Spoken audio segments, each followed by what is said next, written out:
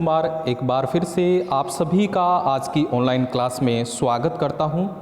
प्यारे बच्चों, आज के इस वीडियो के अंतर्गत हम कक्षा 12 विषय अर्थशास्त्र के अध्याय सेकंड में एक नए बिंदु पर विस्तार से चर्चा करेंगे। जो हमारा आज का बिंदु रहेगा वो है ह्रासमान सीमांत उपयोगिता नियम, law of diminishing marginal utility. बड़ा महत्वपूर्ण बिंदु है, आपकी वार्षिक परीक्षा में यहाँ से प्रश्न पूछा जा सकता है। बच्चों, आपसे यहाँ से प्रश्न या तो इस प्रकार से पूछा जा सकता है कि ह्रासमान सीमांत उपयोगिता नियम को परिभाषित कीजिए, तब आपको इसकी परिभाषा लिखनी है। या फिर आपसे प्रश्न इस प्रकार से पूछा जा सकता है, ह्रासमान सीमांत उपयोगिता नियम की सचित्र व्याख्या कीजिए। या फिर आपसे इससे संबंधित जो मान्यताएं हैं, या फिर ह्रासमान सीमांत उपयोगिता नियम क्यों लागू होता है, इस प्रकार से आपसे प्रश्न पूछा जा सकता है। इन तमाम बिंदुओं पर आज की इस वीडियो के अंतर्गत चर्चा का विषय रहेगा। बच्चों, चलते हैं आज के इस बिंदु पर, आज के इस टॉपिक पर, जो कि ह्रासमान सीमांत उपयोगिता नियम है। जैसा कि इस नियम के अंतर्गत ही हमें समझ में आ रहा है, इस नियम के अंतर्गत हमें ये समझ में आता है कि जो सीमांत उपयोगिता है वो कैसी हो रही है, ह्रासमान हो रही है, डिमिनिशिंग हो रही है। कहने का तात्पर्य हमारा ये रहेगा कि उपभोक्ता द्वारा किसी वस्तु की उत्तरोत्तर यानी एक के बाद एक इकाइयों का प्रयोग किया जाता है, तो प्राप्त जो उपयोगिता है यानी सीमांत उपयोगिता है वो हमें घटती हुई प्राप्त होती है। ये क्यों प्राप्त होती है, इससे संबंधित हमारी क्या मान्यताएं रहेगी, असम्पशन रहेगी, उन पर विस्तार से चर्चा करेंगे। प्यारे बच्चों, एक चीज़ आप ये ध्यान में रखना कि कोई भी नियम या सिद्धांत को हम पढ़ रहे हैं उसमें मान्यताएं हैं, जो असम्पशन है उनका बड़ा महत्वपूर्ण रोल होता है। उन मान्यताओं के लागू होने पर ही वो नियम पूर्ण रूप से लागू हो पाता है।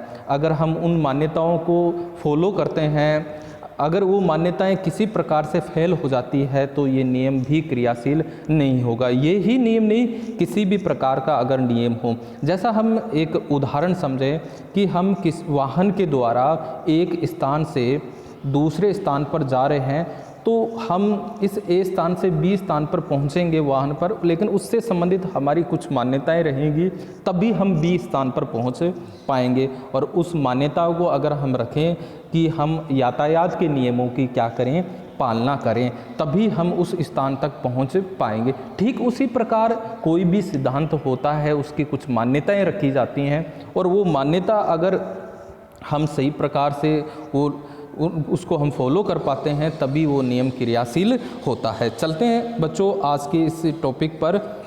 इसको मैं एक तालिका के द्वारा, जिसकी हमने चर्चा पिछले वीडियो के अंतर्गत की थी, उसके माध्यम से हम समझने का प्रयास करते हैं। यहाँ भी बच्चों आपको ये तालिका बनानी होगी, वही यहाँ आप ये 3 जो कॉलम है वो ही बना लेना। ये बनाओ तो और भी अच्छी बात है, ठीक है। बड़ी सरल तालिका है, जिसकी हमने पहले पिछले पूर्व के वीडियो में हमने चर्चा की थी। आपको कुल उपयोगिता लिखनी है और सीमांत उपयोगिता लिखनी है। यहाँ हम देख रहे हैं कि वस्तु की इकाई, प्यारे बच्चों यहाँ आप वस्तु कोई भी रख सकते हो, कोई भी वस्तु, जैसे आम, रोटी, केला, जो भी आपके विचार के अंतर्गत आता है वो यहाँ आप रख सकते हो। और आप यहाँ देख रहे हो कि इकाइयाँ उत्तरोत्तर एक के बाद एक बढ़ रही है। ऐसा नहीं है कि एक से सीधे 3 हो गए, ऐसा संभव भी नहीं होता है। यहाँ हम देखेंगे कि पहली इकाई अगर हम प्रयोग कर रहे हैं तो हमें जो प्राप्त उपयोगिता है वो 10 प्राप्त हो रही है, दूसरी इकाई पर 8 प्राप्त हो रही है, तीसरी इकाई पर 6 प्राप्त हो रही है, चौथी इकाई पर 4 प्राप्त हो रही है। तो इस तालिका में इस कॉलम जो सीमांत उपयोगिता का हम देख पा रहे हैं, उसमें हमें समझ में आ रहा है कि जैसे जैसे इकाइयों में हम वृद्धि कर रहे हैं, उपभोग कर रहे हैं, तब प्राप्त जो सीमांत उपयोगिता है वो हमें घटती हुई प्राप्त होती है। ये महत्वपूर्ण बात है, और इससे ही हम कुल उपयोगिता निकाल सकते हैं, जिसकी चर्चा हमने पिछले वीडियो के अंतर्गत की थी। 10 + 8 18, 18 + 6 24, 24 + 4 28। इन बिंदुओं को अब आपसे सबसे पहले अगर प्रश्न पूछा जा सकता है तो कुल जो सीमांत उपयोगिता जो ह्रास नियम है उसको परिभाषित कीजिए, तो आपको क्या लिखना है। या बड़ा प्रश्न आपसे पूछा जाए कि जो रासमान सीमांत उपयोगिता नियम है उसकी सचित्र व्याख्या कीजिए। तो आपको क्या लिखना है, उन तमाम बिंदुओं पर हम चर्चा करेंगे। परंतु आप इस नियम को, जैसे ही ये नियम आपके सामने आया कि रासमान सीमांत उपयोगिता नियम, तो इसको देखते ही आपको समझ में आ जाना चाहिए कि रासमान सीमांत उपयोगिता नियम क्या कह रहा है कि सीमांत उपयोगिता में क्या होगी, धीरे धीरे कमी होगी। और कब होगी, जब हम उत्तरोत्तर, मतलब तात्पर्य हमारा ये रहेगा कि एक के बाद हम अगर एक वस्तु की इकाइयों का प्रयोग करेंगे तो प्राप्त जो उपयोगिता है वो हमें घटती हुई प्राप्त होगी। सीधा सा संबंध है ये। अब आपको लिखना क्या है उस पर हम चलते हैं। तो आप, जो कि हम देखेंगे, आपकी जो पुस्तक है उसकी जो पेज संख्या 13 पर इसको आपको सीमांत उपयोगिता रास नियम, law of diminishing marginal utility दे रखा है। इसमें हम देखें कि इस नियम का जो प्रतिपादन है वो 1854 में वो गोसेन ने किया है। बड़ी महत्वपूर्ण बात है, ये भी पूछा जा सकता है, इसलिए जेवेंस द्वारा इस नियम को गोसेन का प्रथम नियम कहते हैं। बड़ी महत्वपूर्ण बात है बच्चों, यहाँ से प्रश्न भी पूछा जाता है कि गोसेन का प्रथम नियम किसे कहते हैं, तो वो किसको कहते हैं, रासमान सीमांत उपयोगिता नियम। तो यहाँ तक भी आपको आपके नोटबुक में लिखना है। इसके बाद आपको लगाना है नियम का अर्थ एवं परिभाषा। ठीक है, तो हम देखेंगे सीमांत उपयोगिता रास नियम एक सार्वभौमिक यूनिवर्सल नियम है। सार्वभौमिक का तात्पर्य हमारा ये रहेगा, जिस प्रकार हम देखते हैं कि जो सूरज है वो हमेशा पूर्व दिशा से उगता है, दिखाई देता है, तो वो हम धरती के किसी भी कोने में चले जाए वो हमेशा पूर्व दिशा में ही दिखेगा, उगेगा।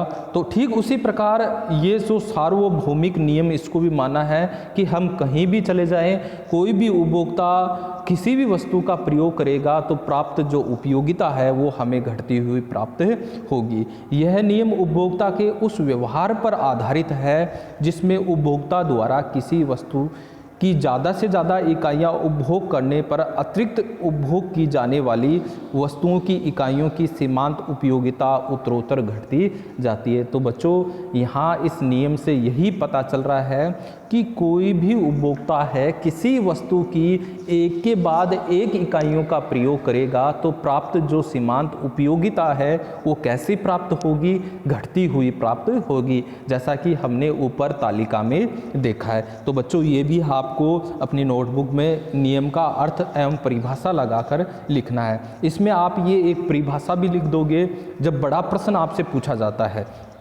तब मार्शल के अनुसार ये भी आप एक परिभाषा यहाँ लिख सकते हो कि कोई वस्तु उसके स्टॉक में, यानी उसकी मात्रा जैसे जैसे हम बढ़ाएंगे तो व्यक्ति को जो अतिरिक्त संतुष्टि प्राप्त होती है वह भंडार में हुई प्रत्येक वृद्धि से कम होती है। जैसा कि मैंने पिछले वीडियो के अंतर्गत बात की थी कि हमारे पास जैसे जैसे पोशाक बढ़ रही है, ड्रेस बढ़ रही है हमारी, तो जैसे जैसे हमारे पास एक दो जोड़ी ड्रेस होती है तो हम उसको बड़ा संभाल के रखते हैं, उसके लिए हमारी जो संतुष्टि का लेवल बढ़िया रहता है। लेकिन हमारे पास बहुत ज़्यादा ड्रेस हो जाती है तो उनकी हम उतना ध्यान में नहीं रखते। जैसे हमारे पास कोई एक नई बाइक आई, पहली बाइक आई, पहला साधन हमारे घर में आया, हम बड़े संभाल कर रखते हैं, सारे लगे रहते हैं उसको साफ़ करने के लिए। और लेकिन जैसे जैसे हमारे घर में यातायात के जो साधन हैं उनकी मात्रा बढ़ गई, 2 बाइक 3 बाइक, अब पता नहीं मिट्टी चढ़ी हुई होती है, कोई सफाई वगैरह हम ठीक प्रकार से नहीं करते हैं। तो ये आप एक परिभाषा लिखना चाहो तो लिख सकते हो, लेकिन कोई किसी प्रकार की वैसे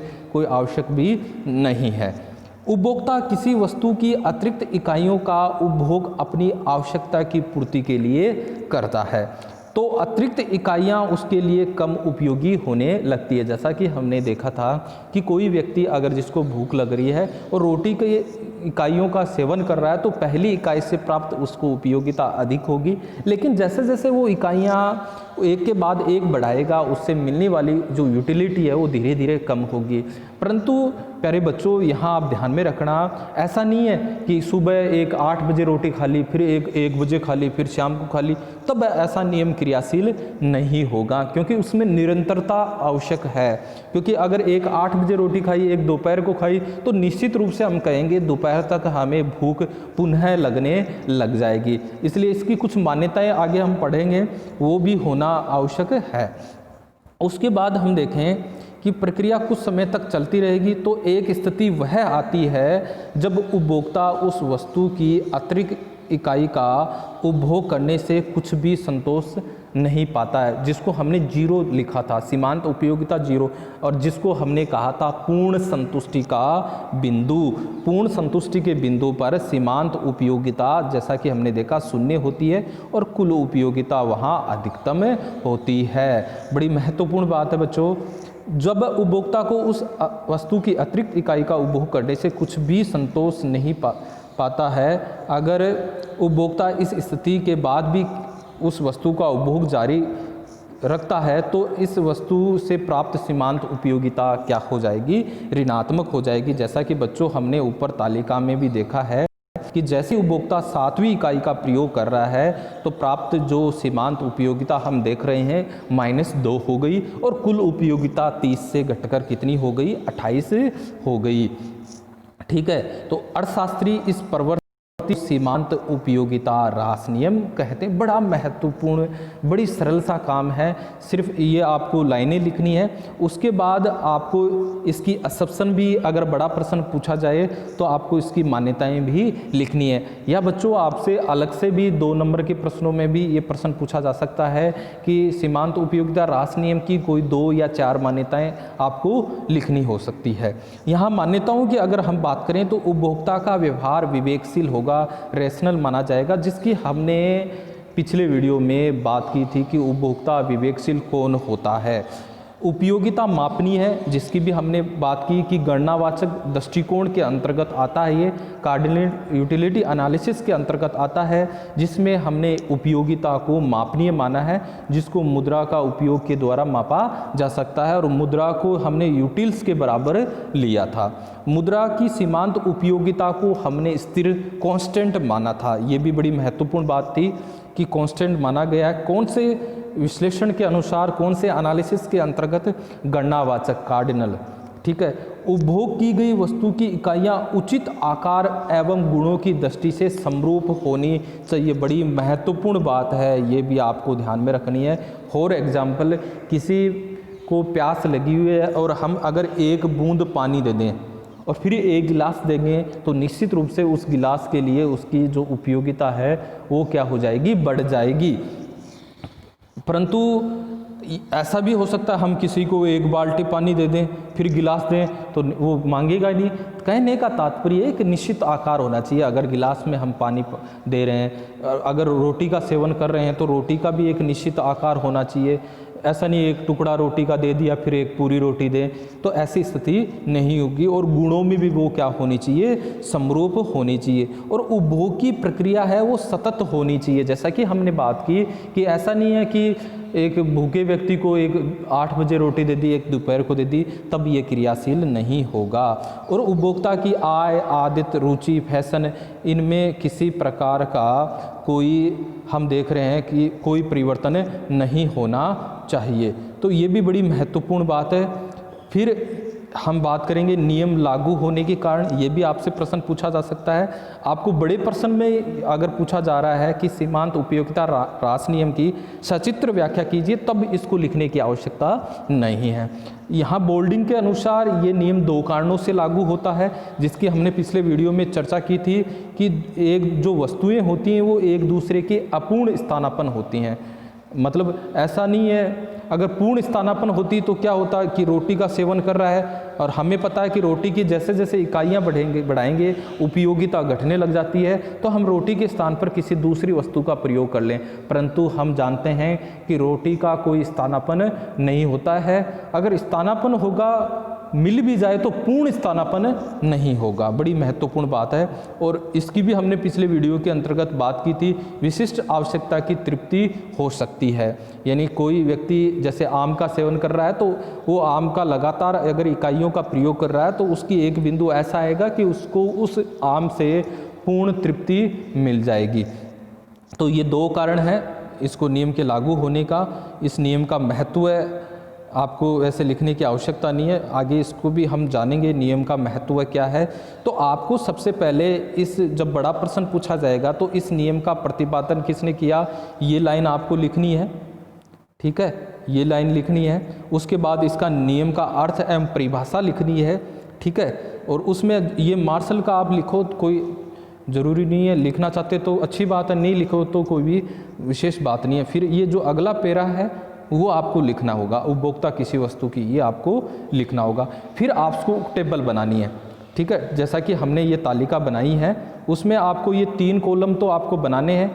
यहाँ कुल उपयोगिता ये वाला और आप बनाओ तो बहुत अच्छी बात है। फिर इसको देखकर आपको वो डायग्राम बनाना है, रेखा चित्र बनाना है। तो यहाँ आपको डायग्राम में ये ऊपर नीचे आपको बनाने होंगे बिल्कुल, ठीक है। और मैंने यहाँ बनाए तो आपको थोड़ा सा ध्यान देना होगा बच्चों। यहाँ आपको इसका इस प्रकार से 1 इकाई, 2 इकाई, 3 इकाई, 4 इकाई, इस प्रकार पैमाना भी लिखना होगा। और यहाँ कुल उपयोगिता का भी पैमाना लिखना होगा, जैसे 4 है, 8 है, 12 है, 16 है। फिर तालिका को देखकर ये पहली इकाई पर कितनी प्राप्त हुई थी, 10 कहाँ है, दूसरी इकाई पर कुल उपयोगिता कितनी थी, 18, इस प्रकार तीसरी इकाई पर 24, और इस प्रकार आपको उनको मिलाकर ये कुल उपयोगिता वक्र बनाना है। जो मैंने बनाया उस प्रकार से नहीं बनाना है, मैं बता रहा हूँ उस प्रकार से आपको बनाना है। पैमाना जरूर लेना है बच्चों, ठीक है। और इसी प्रकार आपको पैमाना लेकर ये सीमांत उपयोगिता का वक्र भी बनाना है। और जहाँ सीमांत उपयोगिता शून्य है वहाँ ये इस प्रकार से डॉट डॉट लेकर भी आपको बनाना है। और यहाँ आपको लिख देना होगा कि यहाँ कौन सा हो गया, पूर्ण संतुष्टि का बिंदु, ठीक है, ये आपको लिखना होगा बच्चों, ये भी आपको ध्यान में रखना है। डायग्राम बनाना बड़ा सरल सा है, आपको टेबल को देखनी है, पैमाना लेना है कि पहले पर 10 था, फिर 8 है, फिर ये 6 है, फिर 4 है, फिर 2 है, यहाँ 0 हो गई और यहाँ -2 हो गया। इस प्रकार से आपको बनाना है, ठीक है। यहाँ वस्तु की इकाइयाँ लिखनी है। अगर आपने कोई वस्तु की इकाई का नाम लिखा है, जैसे रोटी की इकाई लिखा है, आम की इकाई लिखा है, तो आपको यहाँ आम की इकाइयाँ लिखनी है। पर बच्चों एक बात आपको ये ध्यान में रखना है कि ये दोनों जो भाग है, हमने ए भाग और बी भाग लिया, इसको भी आप यहाँ ऊपर ए भाग लिखना है, यहाँ चित्र का भाग ए लिखना है और नीचे बी लिखना है। और बिल्कुल ये एक दूसरे के ऊपर नीचे होना चाहिए। ऐसा नहीं है कि इसको एक पेज पर बना दिया और इस वाले को दूसरे पेज पर बना दिया। अगर एग्ज़ाम में आपको अगर ये दोनों बनाने तो एक ही पेज पर बनाना होगा, ये ध्यान देने योग्य बात है। अलग अलग पेज पर नहीं बनाना है और ऊपर नीचे भी बनाना है। ऐसा नहीं कि ये ऐसे बना दिया और ये ऐसे बना दिया, ऐसा भी नहीं है। डायग्राम बिल्कुल दोनों को ऊपर नीचे ही बनाना है, ठीक है। तो पैमाना लेकर आपको इसको बनाना है। फिर इस डायग्राम की व्याख्या करनी है, डायग्राम और तालिका की। तो आपको लिखना है रेखा चित्र का स्पष्टीकरण। तो आपको क्या, जैसा आपने डायग्राम में पैमाना लेकर बनाया है कि हमने वस्तु की 7 इकाइयाँ ली है, पहली इकाई, दूसरी इकाई, चौथी इकाई और 5वीं इकाई के जैसे जैसे हम प्रयोग कर रहे हैं तो क्रमशः कुल उपयोगिता और सीमांत उपयोगिता में क्या हो रही है, वृद्धि हो रही है। लेकिन 6ठी इकाई का जैसे प्रयोग किया तो सीमांत उपयोगिता हमारी क्या हो गई, 0 हो गई और कुल उपयोगिता अधिकतम होती है। इसके अलावा उपभोक्ता और अतिरिक्त इकाई का प्रयोग करता है, अर्थात 7वीं इकाई का प्रयोग करता है, तो सीमांत उपयोगिता ऋणात्मक हो जाती है और कुल उपयोगिता घटने लग जाती है। जैसा कि रेखा चित्र में सीमांत उपयोगिता -2 और कुल उपयोगिता 30 से घटकर 28 है। तो कहने का मतलब है बच्चों, जैसा आप डायग्राम में बना रहे हो, जैसा आप तालिका में कर रहे हो, वैसी उसकी व्याख्या करनी है। तो यहाँ से आपको ये बड़ा प्रश्न पूछा जा सकता है, मैंने बताया वैसे आपको एग्जाम में लिखना है। छोटे प्रश्न में इसमें यहाँ से आपको मान्यता के बारे में पूछा जा सकता है या सीमांत उपयोगिता को परिभाषित कीजिए, ये प्रश्न आपसे पूछा जा सकता है। इसके अलावा आप देखोगे अगले पेज पर तो ये हीरा पानी विरोधाभास भी दे रखा है, बड़ा महत्वपूर्ण है। ये भी कई बार एग्जाम में आपसे पूछा जा सकता है कि हीरा पानी विरोधाभास क्या है। कहने का तात्पर्य ये है कि हीरा और पानी में विरोधाभास यहाँ का तात्पर्य ये है कि पानी हमारे लिए इतना जीवन के लिए उपयोगी होते हुए भी सस्ता है, हीरा हमारे जीवन में किसी प्रकार का कोई काम नहीं आता है, फिर भी ये महंगा कारण क्या है। तो यहाँ आप इसको समझने के लिए देखिए कि जो कुल उपयोगिता है वो हम देखेंगे कि पानी की अधिक है, पानी की कुल उपयोगिता अधिक है, टोटल यूटिलिटी है वो पानी की अधिक है, किसकी अपेक्षा, हीरे की अपेक्षा। लेकिन जो कीमत निर्धारित की जाती है वो सीमांत उपयोगिता के द्वारा की जाती है, क्योंकि एक चीज़ तो हम ये देखें कि हीरा बहुत ही कम मिलता है और पानी जो हमारे पृथ्वी पर है बहुत ज़्यादा है, वो हमें बड़ी आसानी से मिल जाता है। लेकिन हम यूँ देखें कि पानी की उपयोगिता हमारे लिए कुल उपयोगिता अधिक है जबकि हीरे की कम है। लेकिन यहाँ हम देखेंगे कि हीरा की सीमांत उपयोगिता है वो अधिक होती है, किसकी अपेक्षा, पानी की अपेक्षा। हम देखें जैसे हमारी जो हमें प्यास लगी, हमने एक पानी बोतल ले ली और हमने पी लिया, फिर हमारे लिए अगले पानी के लिए किसी प्रकार का दिमाग में कोई लोड नहीं होता। ऐसा नहीं होता कि एक हम कहीं घूमने के लिए जा रहे हैं पूरा एक टैंकर भर के ले जाएं, चाहे बस में हम बैठे ना बैठे वो टैंकर ज़रूर रखें, ऐसा नहीं होता है, क्योंकि पृथ्वी में पानी बहुत ज़्यादा मात्रा में पाया जाता है, इसलिए बड़ी आसानी से हमें ये उपलब्ध हो जाता है। लेकिन हीरे की पहली बात तो हम उसको प्राप्त नहीं कर पाते, अगर एक इकाई हम प्राप्त कर लेते हैं तो हमारी और अधिक जिज्ञासा बढ़ जाती है और उसकी अतिरिक्त इकाई को हम खरीदने के लिए उत्सुक हो जाते हैं। इसलिए हीरा है उसकी सीमांत उपयोगिता बहुत अधिक होती है, जबकि पानी है उसकी सीमांत उपयोगिता बहुत कम होती है, मतलब लगभग नगण्य के समान होती है। इसलिए जो पानी है वो बहुत सस्ता होता है और जबकि हीरा है वो काफ़ी महंगा होता है। तो आपको इसको पढ़ना है, हीरा पानी विरोधाभास, और इसके बारे में भी आपको प्रश्न पूछा जा सकता है कि हीरा पानी विरोधाभास को समझाइए। तो प्यारे बच्चों, बड़ा सरल सा काम है, आप ये बिल्कुल जो सीमांत उपयोगिता राशि में है और हीरा पानी विरोधाभास है, इसको आपको नोटबुक में लिखना है, यहाँ से प्रश्न बन सकता है।